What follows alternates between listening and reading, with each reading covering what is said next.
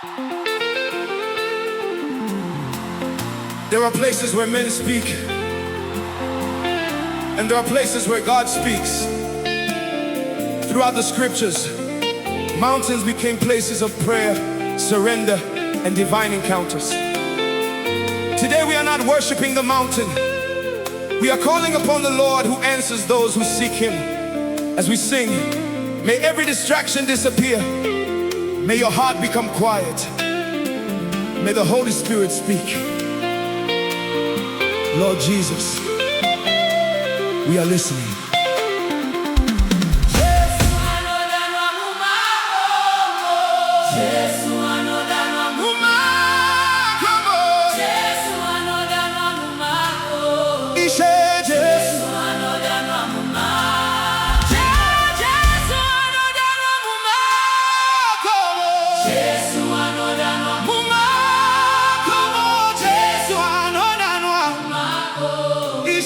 Jesu Anodanwa Mumakomo. Jesu Anodanwa Mumakomo. Jesu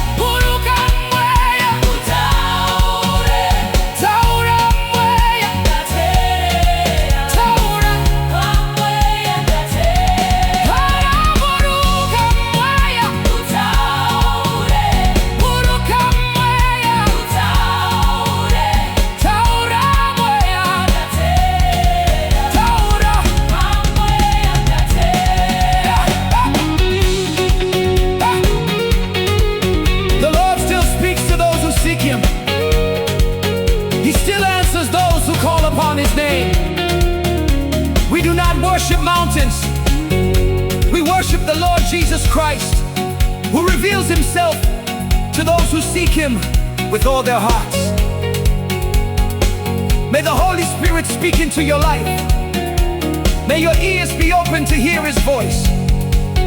May confusion become clarity, fear become faith, and every mountain before you bow before the mighty name of Jesus Christ.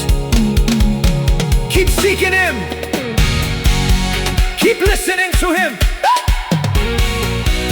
He is still speaking.